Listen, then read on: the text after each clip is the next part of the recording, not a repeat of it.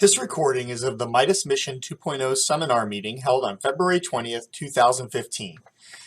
Mission 2.0 is the organization within the Midas Research Network for training of developers and customers on topics related to productization of software. Mission 2.0 seminars are monthly informal events intended to educate and stimulate conversation amongst members. To become a member of Mission 2.0, send an email to midas-mission@list.pit.edu. Our speaker is Dr. Bryan Lewis, who is a public health policy analyst at the Network Dynamics and Simulation Science Laboratory at Virginia Tech Bioinformatics Institute. Bryan spoke of his experiences as an embedded researcher during the 2009 H1N1 influenza and the recent Ebola pandemics. I guess, I want this to be pretty informal, so I'm just going to share some thoughts about this sort of interplay between sort of academics and the government and this sort of environment we find ourselves in when it's like, okay, we want you to be embedded for a week and we've got this particular question going. And so some context. First off, everyone can hear me just fine and my ugly mug isn't too damaging to anyone's computer. All right. So the context for the H1N1 was, we had gotten through the season, we had the early phase in April, May, sort of seen the spike. Summer had sort of waned a little bit.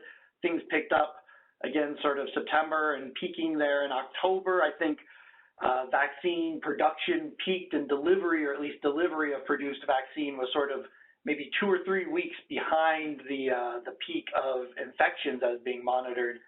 And so there was more vaccine available than they had, and they were trying to face this question, at least when I was there, about should we keep sort of producing a lot of vaccine? Are we going to see another surge as we've seen maybe in other sort of big pandemic years? They'd sort of seen multi-spikes where you sort of have an early phase and then a later phase sort of in the January, February months when the weather, much like it currently is now, is much colder, a little bit more conducive to flu transmission. And so they wanted to know, hey, should we keep ordering more of this stuff or should we tune it down? And no one really had good answers, lots of opinions. I don't know if the modeling sort of was able to offer yet another opinion. And so I found myself sitting in BARDA, much as Sean himself was, maybe a few weeks earlier. I think I sort of came in a little bit after you guys had left. And we, I guess the key to this that maybe made it useful is that, one, we're able to sync up the data and the question in the sort of interactive form. And I find that in other experiences, which I can sort of allude to or discuss later, is not always a clear one-to-one. The government has, questions number 1, 2, and 3. Hey, modelers, can you address it? And I think some of the efforts I've been involved in with Midas that have been more successful is when we actually have that kind of, clear mandate or question that we can't answer through analysis or our expert panels don't have good gut feeling on. So we really want you to answer, is there going to be another spike, or what would have to happen for there to be another spike in January? And without getting into too much of the details of the experiment, I ended up setting up and running and analyzing over that week. Basically, I approached it as sort of what would the conditions need to be instead of, trying to answer just directly, yeah, there's a 30% chance there's going to be a spike, so go ahead and keep making a lot of vaccine. The way I set it up was sort of, we could see a spike in transmissibility, and so the assumption was sort of like if there was a 30% or 40% increase in transmissibility of the virus, and also other assumptions about how much vaccine that currently exists that's out there gets into people's arms. That was one of the things that was a surprise for me. I thought when I'm going in there, I'd be like, all right, I'm going behind the magic door, and the government has this mountain of data they can't give to us academics since we're outside of their wall. But once we're inside their wall, we'll be able to get our hands on all this juicy data that we modelers often bemoan that we don't have enough of. Unfortunately, when I did get in there, it was sort of like, well, we do have some data that you can't get a hold of, but I can't give it to you. And I was like, well, all right, but how am I going to answer your question about if I can't understand how many doses have actually been distributed? And they're like, well, and so, one of the things that ended up happening was a certain Excel spreadsheet appeared on my desk with certain numbers on it that I wasn't supposed to know where it came from or who gave it to me, or that never really happened, but should go ahead and bake those in. And so there's a little bit of that, but I mean, it really wasn't anything like all that secretive anyways, but I think officially they weren't allowed to share it. So even though you're embedded, you're still sort of not a government contractor, not sort of playing by all the exact same rules that they're playing with, so you don't necessarily get your hands on all the good juicy data, although honestly they didn't really have it. I was trying to say, you know, I'd really like to know X, Y, and Z, and they're like, well, I can give you a slight idea about Z, but that's the best we can do. And so we set it up with increase in transmissibility. What was one of the other factors, like certain rate of vaccinations that have occurred. There is another aspect of, I can't remember all the details of the study now, since it has been a while. And so we did this factorial design. I think I looked at about 50 different combinations of factors and ran out the 50 different experiments and then analyzed them in a way. And the one cool thing I think I did in this effort that I think was useful, sort of being embedded with folks by sort of saying, okay, well, here's the answers to the results initially, and I sort of presented it as epidemic curves, you know, like as we often normally do in this sort of comp epi world, and getting the feedback of puzzled looks and sort of, you know, you're looking at 50 different lines and they fork in different areas. It was hard to visually convey that. And so what I ended up doing was doing a quick little cart analysis to sort of break down the different combinations of parameters into the effects that they had. And so it was able to create sort of a branching tree. Like if you believe this might happen, like increased transmissibility, and you think that the compliance is going to be this much, and you think that, you know, we've actually vaccinated this many people to date, then the probability of a large outbreak is, you know, low. And then the other way around, you know, sort of getting a high, medium, low sort of probabilities based on what assumptions you bring to the table on how things actually are. And I think that was, at least for me, I think at least in that sort of interaction, was one of the better things we had to offer and one of the richer sort of experiences. And so that was sort of the H1N1 experience in a nutshell there. And so I guess the summary points being, what I thought was great about it was getting sort of a very direct question and sort of iterating over the course. We had like an initial meeting that sort of lasted 2 or 3 hours of, well, there's all these kinds of questions we'd like to know, but really what we really have to answer is this one particular aspect. And yeah, it's okay if you constrain it in these 3 different ways. That would answer our question for us. And sort of, I think in other interactions we've had, or when there's general problems and everybody, all this computational epidemiologists are very excited to sort of try and help out with some policy, you don't get that sort of iteration before you design your experiments. And so, you know, half the time your experiment ends up not necessarily addressing a question that's relevant or isn't timely, or you make some sort of critical assumption that maybe isn't necessarily true, such that when a decision maker reads your paper or hears your presentation, as soon as you say, and we assumed X, they just sort of dismiss it as being like, well, X isn't totally true, so I don't really care what you have to say. So that was sort of critical. I don't know, Sean, do you have anything to add on that? Is that basically your experience, that sort of deciding the relevant question and then also the bounds on that question really sort of helping out in this sort of embedding, I guess? Yeah, one question I have for you, Bryan, and then, I mean, I'll open the floor, too, for others that want to have questions about that experience. So I know that when I started, this was right at the beginning of, when the H1N1 hit, it was right at the beginning of my being a modeler for, I was a computational chemist before this. And we had to build a lot of infrastructure to build, I mean, you know, you couldn't say, they wanted an answer tomorrow. You couldn't say, well, I don't have, you know, I can't do that. I mean, I have to write scripts and stuff like that. I know that you guys probably had a little bit more infrastructure in place because you had been building sort of capability prior to H1N1. Can you speak a little bit to like how, you know, pre-positioning certain things with the modeling, like certain data with the modeling, helps that experience and gets and facilitates being able to. So like for our new ITR, the ISG, we're talking about things like general capability and making data accessible and standardized for people to be able to import in the models quickly. How do you see that kind of technology and your experience with H1N1, which I'm sure you've had some of that stuff? How did that facilitate you helping decision makers and responding to their questions rapidly?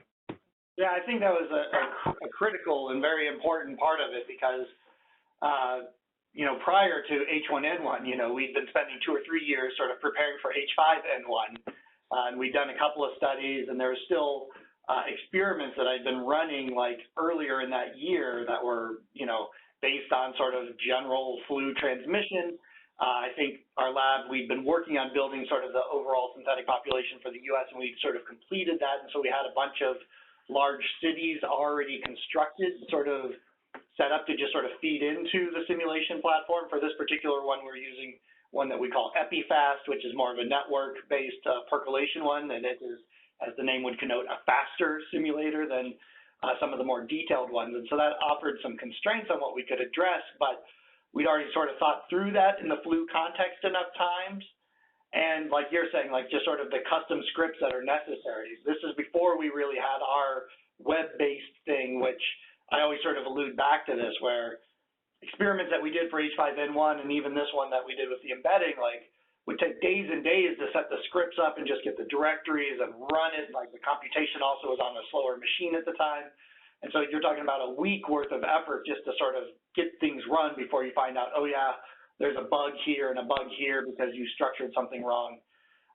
Whereas now, because we have been doing this in this iterative development, like I could do that right now while we're talking almost in the background, run the same study that we did for the H1N1 question.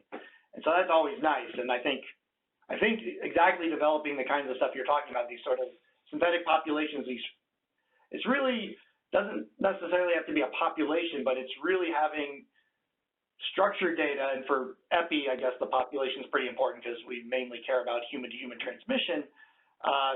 There, it's sort of as a foundation that you can then enrich with other data structures. So for instance, we had a coarse breakdown of the age distribution in which the vaccines would be delivered. And so having a population where you actually had like the age distribution of Miami already baked into this individual agent with a network that's, roughly appropriate for that. So you have school kids mixing with school kids, really sort of aided the sort of rapid turnaround. Like, okay, well, we can actually do that. Like we can deliver the vaccine in this age structured way, and we can answer whether or not that makes a difference or not. It makes a difference. Does it make a big enough difference that it changes your decision? I don't know, but I mean, having that on the shelf really helped. And I think for H1N1 in particular, like the whole MIDAS team had been already churning out papers for more than 2 or 3 years with sort of influenza-based studies. And so that for me at least, I'd already done 2 or 3 earlier in the year. And so it was really like, all right, just dust off all these scripts and this basic understanding of how the flu works and just turn the crank on just a slightly different parameterization and some extra features in terms of a little bit more complex style of intervention, because they were asking about, the sort of rolling time delivery. And so we had like people being vaccinated every week at different numbers. So you had different levels of immunity approaching the point where your simulation really started off. And so it's a little bit complicated, but because we've been doing stuff like that, it was easier to get your head around it, I guess. Any other questions from anyone out there? I mean, I'd be glad to sort of talk about also the process with this Ebola effort, or I don't know, maybe even some of the earlier stages of MIDAS, sort of some of the early studies we did as well, where it was driven. The particular one is the one that ended up with that PNAS, targeted layer containment one, that most of us in MIDAS end up referencing at some point or another. And that one was, again, one where the academics were not embedded, but we're all sitting out in our ivory towers.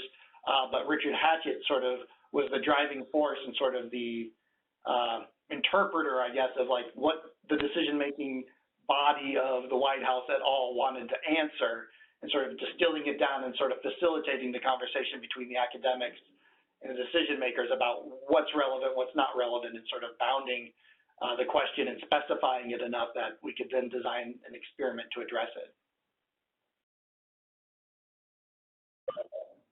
Yeah, if anybody has any questions for Bryan, then I think maybe we can pause for anybody that wants to ask questions about this, and then we can move on to what is probably a quite different experience, which is Ebola, where we had nothing to begin with to move forward.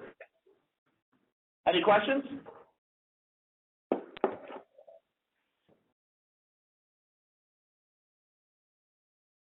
I won't buy. Nobody wants to speak. Well, here's another question I have, Bryan, that I would be interested to hear your take on. So, I noticed that when I got to when I started being embedded, I don't think you really truly appreciate how the government works until you go there and have to work with it.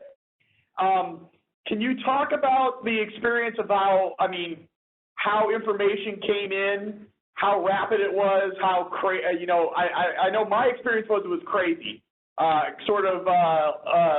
structured chaos. I called it the belly of the beast. I think I remember telling you I congratulate you for going into the belly of the beast when you were going to be embedded. Can you and how decision makers took your time? How was your perception of results before this and after this changed? I know, decision makers view science differently than we do, and don't necessarily care about all the rigors of a scientific publication stuff. I'd be interested to hear your thoughts on those, if you will. Yeah, sure. So I think you sort of touched on a couple of different things, and one of them I think is just sort of like the structure, like the actual day-to-day. And so at least for me, when I was embedded in the belly of the beast, there's certain constraints, at least with that particular agency, where, sort of the uncleared people were in an area that had sensitive information available to it. And so it was always sort of had to be escorted around, and there was limited connectivity, which is kind of an issue when you're trying to run your simulations on a high-performance computing resource that's not got a terminal inside of the building there. So I had my little laptop, but I couldn't connect to their Wi-Fi because my machine hadn't been cleared. So I was at least allowed to bring it into the room so I could have results on it and show slides off of it, but I wasn't allowed to connect to their Wi-Fi. And so I'd actually literally have to go downstairs out to a Starbucks, run some stuff, set up my scripts and everything from the Starbucks, and then go back in and wait for someone to come down and pick me up and go back up there. And so some of those weirdnesses, sort of slow down the efficiency. And then like you're saying, they've got 1,000 different things that they're trying to do. So you've got people you're working with on this particular problem, but just as any of us know, in an office setting that is engaged in a lot of different projects, you've got your 10 o'clock call for this thing, and you got your 2 o'clock call for that thing, and we all get together at 3 o'clock on Wednesdays. And so how you fit in while embedded, I think that's one advantage, is that you can sync up a little bit better. So you can grab them in the hall before that 3 o'clock meeting, whereas trying to get a phone call in or having something scheduled, probably wouldn't have happened until Friday. And that time lag is what often makes us very inefficient. And so I think that was really a good part of it, even though I was limited to sort of Starbucks connectivity to get to the internet. And your sort of allusion to the sort of structured chaos, I think sort of plays into that, where, these folks had lots of different things, their phones ringing all the time, and while you're thinking that it's the most important thing that you're doing, for them, you're item number 5 in a list of 12, even though you're sitting in the cubicle across the hall from their office. And so that physical location, I think, helps raise your position in the queue and facilitate that sort of 5-minute chat in the hallway, over a cup of coffee maybe, freshly rendered from your internet source perhaps. And so that was great. But yeah, again, I think the time you were there was maybe even a little more intense in terms of the activity in that office. I was there closer to a holiday break, so I was actually there I think I left the Friday before Thanksgiving, and then I left literally Wednesday at 3 o'clock in the afternoon, right before Thanksgiving, and drove my car straight to my family's house for Thanksgiving celebration. And so it was a little quieter in terms of that, but still, their phones are ringing, they have to answer questions, they're doing all sorts of things at sort of these higher levels. And so being able to leisurely sit around for 2 or 3 hours and discuss the intricacies of how your model is actually representing the population and what this intervention really means when you interpret it is something they don't necessarily have the time for, and so they sort of like, yeah, but just tell me the answer, like A or B kind of thing. And so that's part of the interesting part is even when embedded, the patience is maybe a little higher for some of those details, and I don't know if you worked with Rich McNally as much during that particular time. That guy's an interesting character, but he did like to get into the weeds enough and was technically minded enough, and that was sort of his role in that office, that you could sort of get into the weeds of the details of how the model worked, and as long as it passed sort of the sniff test for Richard, then you sort of were able to carry on or whatever. So, but that was also an interesting element of my experience, at least, interacting with those guys. You often find, I think like academia, I guess it would be safe to say, government, especially in some of these technical fields of government, you often find some very interesting characters with some eccentricities, perhaps. Okay, are there any other, anything else that anybody wants to bring up? Anybody here in the room? We have a couple people in the room here too that you can't see because I only have my webcam on. Didn't see them. Okay. There they are. Okay, well, let's move on then to your, let's talk a little bit about what you did after your experience with H1N1. How did it change your research before Ebola and moving into the, I know the Ebola then hit was sort of the next disease du jour, emergency experience. How did that affect you, and then moving into Ebola, how did you get involved in Ebola?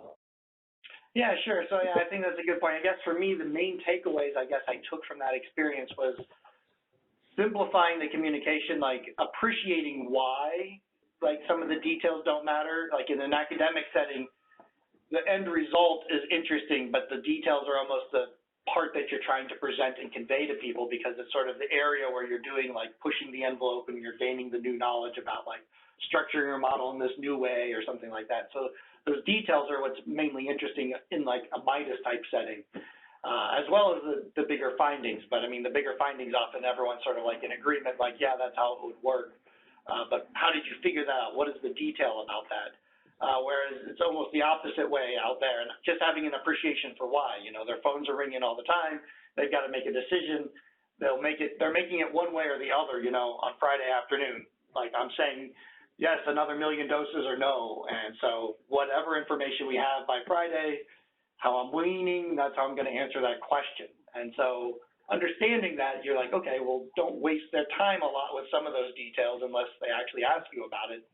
And just go ahead and give the findings and sort of calibrating the level of detail and then also the way that you convey and express. Like I said, for me, I made this chart that I think sort of broke down your assumptions to what, you know, sort of the model results ended up being. And I think that really sort of helped succinctly convey the findings of the study. And so it's like, basically, if you just want one slide, here you go. If you want the 5-slide version, here you go. And if you want the 30-slide thing, then here you go. And let's grab a cup of coffee and talk about the details.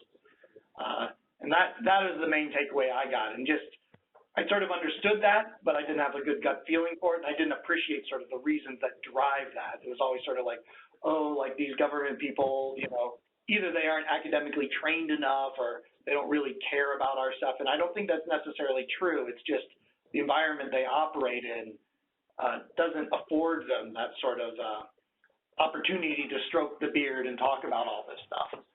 So for me, that was the main takeaway I learned from there. And so I try my best when I have the time, and you know that your audience is actually more the decision maker than the academics, to sort of take that into account and sort of deliver the thing in a succinct form, upfront, avoid the details or do the details later if asked, kind of thing. And then I guess if we do want to move on to Ebola, no one has any questions about that or any other anecdotes to share about sort of the, I don't know, the packaging of complex simulation results for decision making. Can sort of talk about how we got involved with Ebola, which was basically, again, this is another one of these things where we've been involved in enough little things leading up to it that we're a little bit more prepared than we would normally be if we just got called out of the blue for responding to, in particular, this funding source from the DoD, the Defense Threat Reduction Agency. These guys have been funding us for some time. We've been doing a lot of sort of quick response studies for them, a lot of them flu-centered, but other diseases as well, using the simulation stuff we do, sort of on-call, sort of demonstration studies, and then refining the technologies to help answer those questions for the future. That's been a nice iterative process. And so when we got the call in sort of late June, like, any chance you guys can do anything with Ebola, because we're concerned about it? And they were sort of maybe a little bit ahead of the ball in terms of the academic community. I don't think there was a lot of attention being paid to Ebola there in the early summer stage, and so they were interested in. So we started our quick, as much as we could, turn around, started focusing on it, and as the weeks bore on, and like the curve just kept going up and up and up, it was like became more and more apparent that this thing was going to be a pretty serious thing in terms of the worldwide stage. It became more focused on certain kinds of questions, like where should we put these Ebola treatment units that the U.S. government has pledged to build, and that the military is now on the hook for actually orchestrating the logistics around, to a lot of the studies like many of us in Midas have done about, like, how much are these going to deflect the outbreak, like how should we design a vaccine trial, where is it going to go next? I think Mac Hyman's group's done a very nice job of that patch modeling for studying how the flow of the disease goes through. I mean, I think it's been really interesting sort of interplay there, in that I was sort of embedded, so to speak, in that I was really sort of answering very directly to our DITRA funders specific questions, but also maybe flavoring it and maybe guiding it a little bit, because being exposed to the wider Midas community and just paying attention to the literature on the outside as an academic, you can sort of see that these elements are going to become more and more important. Also, a lot of it, and in this experience, I think more so than in a lot of the flu stuff, the media actually playing somewhat of a role in providing information. Like, once things got very interesting, and I guess, newspapers could sell newspapers and CNN could fill airtime with Ebola stuff and sell commercials on it, I guess, to be crude about it, then they started paying a lot more attention, and you ended up getting these field reports from, like, reporters from the New York Times, like, in Freetown. I remember seeing some very powerful photos sort of early on and being like, oh my gosh, like, that's the reality on the ground. And I've done some traveling in Africa, so I had some understanding of sort of what the conditions would be like in Freetown or Monrovia in terms of what a large African city often looks like in that sort of, at that level. I mean, those countries are some of the poorest in the world. And just seeing the fact that, like, some of those hospitals, they just had the door closed, and there's like multiple people coming up saying, hey, I want in, and then just driving away in a taxi trying to get to the other place. And just sort of having that reporting from the ground really gave you a visceral feel about, like, what you should be trying to represent in your models and the kinds of behaviors, and not making it necessarily the sort of compliance with an ETU, but it's really availability of the ETU, and it sort of switches the way that you might make certain assumptions. I thought that was something that was a little bit different in this one. Like you were saying, like, DITRA, at least, and like the decision makers ostensibly didn't really have any more information than anyone else did. And in a lot of ways, the data hungriness of simulations and models sort of forced us to be the data gatherers, which is often the case. But in this particular case, I thought it was more acute in that there was so little information. So we were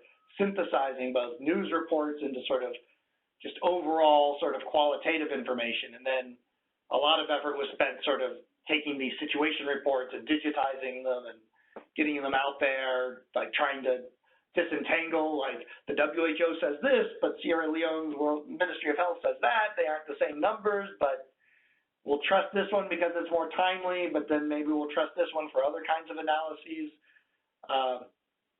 Working in that environment, I thought was definitely one of the trickier parts. And certainly I didn't think that the decision makers or where I was embedded provided any more sort of foundation on that. In fact, it was almost the opposite, where it's like, please, I could use some help. Like, I don't have time to be looking at these road networks, and like we had graduate students doing a lot of work. But, you know, it's like, you clearly, the U.S. military must have some satellite images of these places and know something about it. Like, can we get some of that data? Because we need it to answer your question. And, you know, they weren't agile enough to be able to do that. And so it ended up being sort of open source, academic sharing, and those kinds of things that allowed us to get a hold of the most data. And so in some ways, I think many of our groups were the ones providing some of this information and organizing it. I certainly remember a lot of the Midas calls having invited guests that were sort of trying to share their data and say, hey, modelers, what do you want? Like, what columns of this database can I get to you, and those kinds of things. I think that was how it almost always is, but, you know, you hope will eventually change. I don't know how to make it change.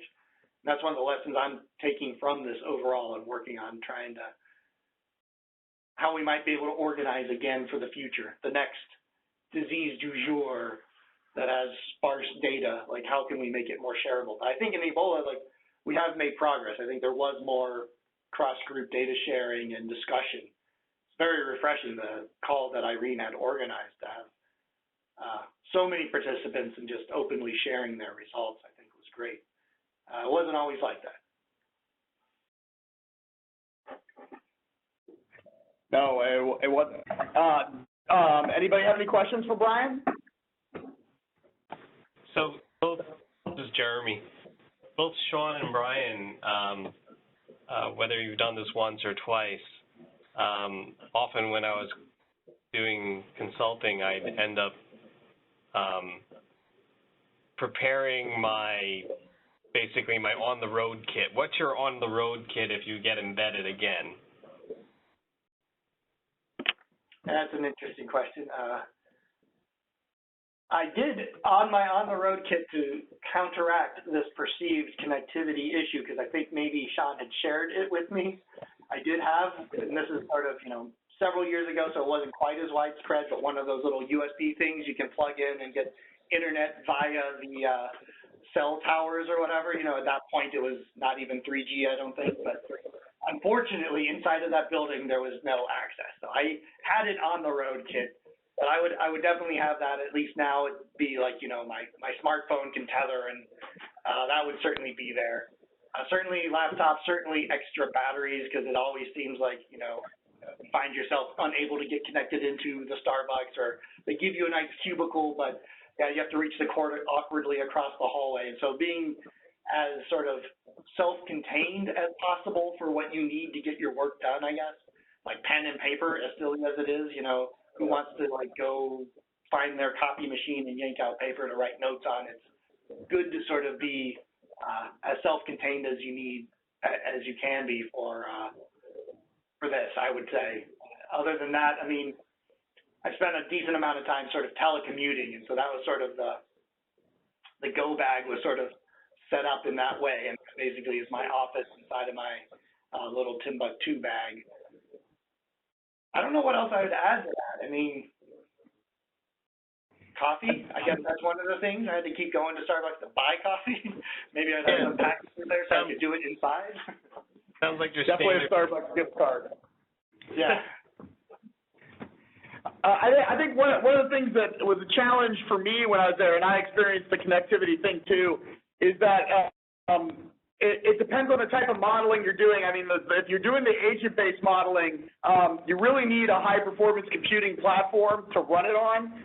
And I found that to be one of the bigger challenges, was the connectivity to that, and being able to ship my results back to my laptop and being able to manipulate them there through some sort of interface, and having the information on my laptop, because I mean, and I experience this when I go to developing countries as well, because I've done some work in Kenya, Mozambique, Senegal. You know, connectivity there is not great either.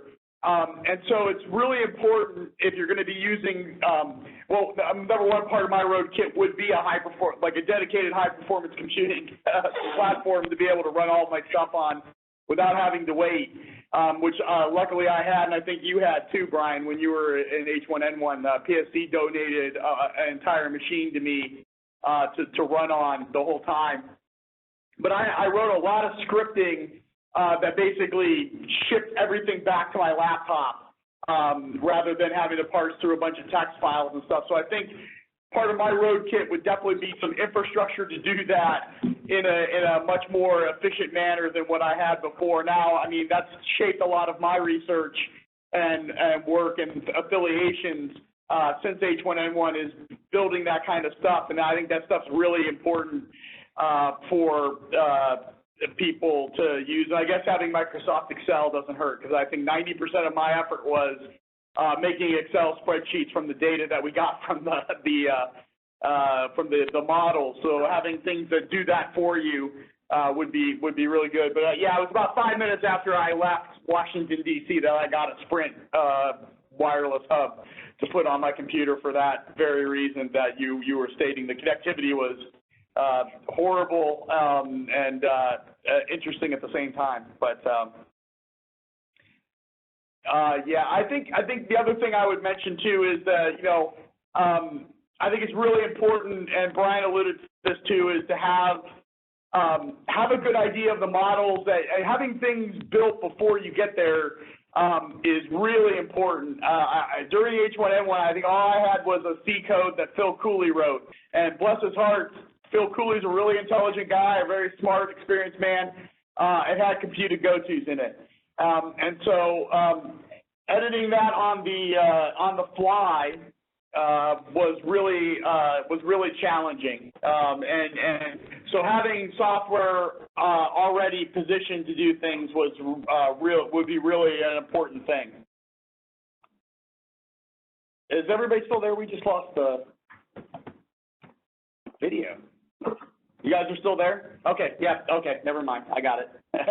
Yeah, so that's what I would say. That would be part of my toolkit. I don't know, Brian, do you have any other things to add to your toolkit? Second monitor? I did. I flew there one time, so I couldn't do it. But when I drove there, I did take a big monitor and a big keyboard because my hands, at the time, my laptop made my hands hurt when I typed on it. Yeah, I mean, I would mainly focus on just sort of don't take for granted what you're going to have access to, and so be prepared for sort of you're on a desert island kind of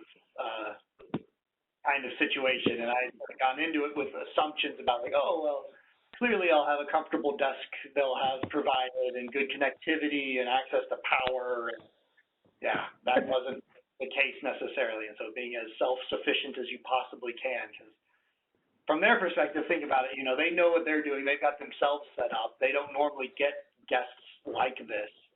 And so, arranging all that kind of stuff, they aren't a travel agency. They're just like trying to do their job, and you're there sort of sitting in the corner often, kind of thing. So that's how I approach it. So you spoke a little bit about the data sharing that went on and the results sharing that went on during Ebola.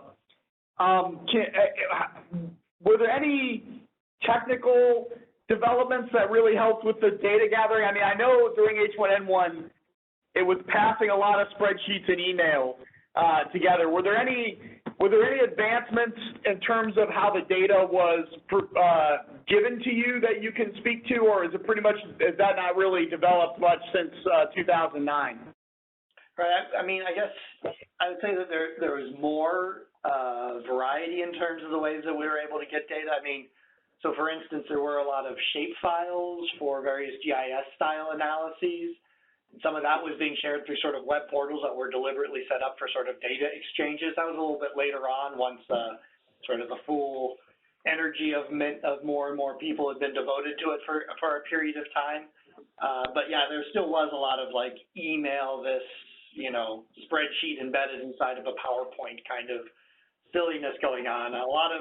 And to speak to that as well, just, Caitlin Rivers' effort, sort of to take the PDF tables that were being released by the various ministries of health and turning those into CSV tables that could then be shared. And, you know, I guess a Git repository is a nice evolution of beyond just sort of having a CSV file mailed around to everyone once a week. But in essence, you know, you're still talking about just simple flat files being stored in a pretty primitive way and being accessed by lots of different people. But that certainly helped in the sort of whole revision history that Git provides and everything, I think was useful. There's quite a few times where there was like errors and we would roll back and roll it back forward again, sort of update and merge rather than having to just sort of erase everything and start over from scratch. And so that was an evolution, but there was a lot of that kind of, like you say, I mean, and for better or worse, you know, the office tools are sort of the way that the majority of folks, you know, communicate with each other. You know, if it's numbers, it's in Excel. If it's words, it's in Word. And if it's like got some pretty pictures, it's in PowerPoint. That's pretty much, if you're lucky, you know, oftentimes I do see things like spreadsheets inside of a Word for a table or something. You're like, why did you do that? But that's how it often is. There's a lot of sort of cutting, pasting, and removing control character stuff still going on, which I am sort of astounded that, you know, having been involved in this long enough now, that it's still sort of what happens. But I guess it's old habits die hard. And I don't know. I guess the argument could be there's not been compelling enough additional tools that people have access to. I mean, part of it is just that's what people have on their desktop. They don't know to go check out, you know, some nifty text editor that would make this all easier for them. Cool. Any other questions from the group, or comments or experiences that anybody would like to share? Did you get access to any different hardware that you've never seen before, or off limits? I mean, for me, I would say that honestly, I think, you know, the government isn't necessarily in the business of doing a lot of the stuff. So the exotic hardware, in terms of what I like what you can do computation on, we certainly had better hardware access than they did. In fact, in some ways, I think, you know, often what the government, as much as they want your expertise, they just also want the capability. And like the capability doesn't always necessarily lie. Like that's one of the assumptions sort of going in, like, oh, like it's the federal government, they make these huge decisions about how much vaccine to buy. Like clearly they must have, you know, all sorts of resources to make such an important decision on. And I don't think that's always, I mean, that wasn't the case in this situation. And I don't think it's always the case. I mean, there's some very sophisticated folks, but a lot of it is just sort of careful data analysis that's being done on their desktop, and maybe they have some sort of server that's a little bit more powerful, but yeah, there's nothing as exotic as sort of what we would consider like a really powerful supercomputer or some really cool, like, I don't know, high resolution monitor or something like that allows you to do like some 3D visualization or something. Like oftentimes you're talking about people running on 5-year-old Dells, running Windows 2000 or something like that is really what their bread and butter is. Yeah, I think we spent 45 minutes one time trying to get a presentation to a server before a meeting with the director of BARDA, because of everything had to be on one specific file server so that they could pull it up in the room, the secured file server they could pull up in the room for the presentation, and the PowerPoint that they had created was too big and it kept failing, and luckily we got it in there, and then actually the director came in and said, "Have I seen this already?" And somebody made the mistake of saying yes. He said, "Okay," and then walked back out of the room. So, good times. Yeah, that's pretty classic. Any other questions or comments that they would like to make?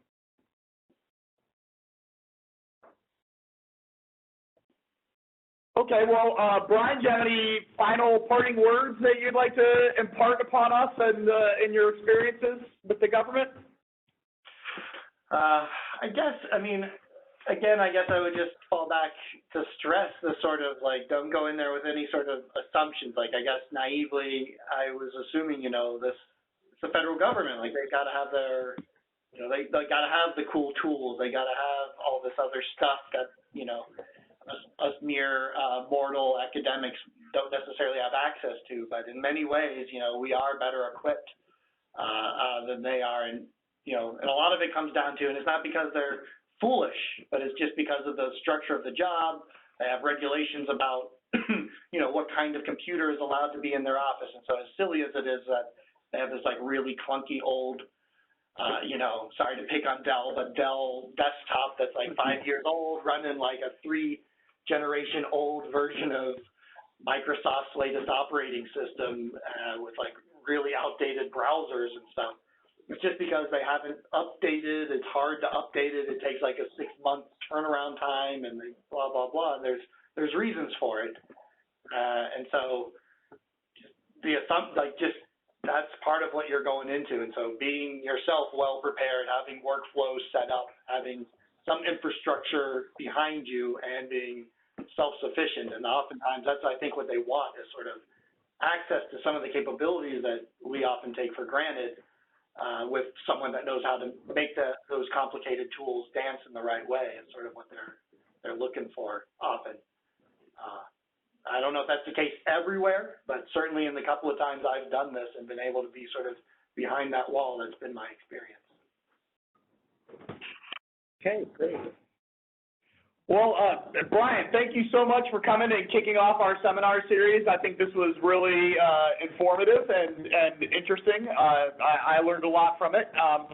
Just to remind everybody, we'll be trying to do these every month, and as you can see, there'll be sort of an informal format with slides, without slides. We just want to sort of start the discussion about, you know, the stuff that we're doing around Midas, and I'll open the floor. I just want to make a few announcements. Number one, we will be having a mission activity at the Midas meeting in Atlanta, so if you're interested in coming face-to-face, we'll have WebEx up as well, so people will be able to participate remotely. We haven't exactly decided what we're going to do yet, but it'll probably be a training activity, so we'll be, you know, having something similar to what we had in December, where we'll be getting a topic that everybody we think will be interesting to all of us as developers of epidemic software. The other announcement I'd like to make is that we'll be sending out an email shortly, probably within the next couple of days, about Olympus, which is the new high-performance computing cluster at the PSC that we did training on in December. We'll be putting that into production. It's 1,500 cores of AMD processors with very large memory capability. We have 6 nodes that have 512 gigabytes of RAM, and the rest of them have 256 gigabytes of RAM shared. So it's a really nice resource. I know Brian Stevens already been on it doing his large network analysis stuff. So that will be open to the Midas Research Network, and we look forward to helping people get on there. And we'll be posting some of the training materials that we provided from the last seminar. Like I said, the audio is a little rough, so we had to redo some of them. So that's taken a little bit of time. This recording is of the Midas Mission 2.0 seminar meeting held on February 20th, 2015.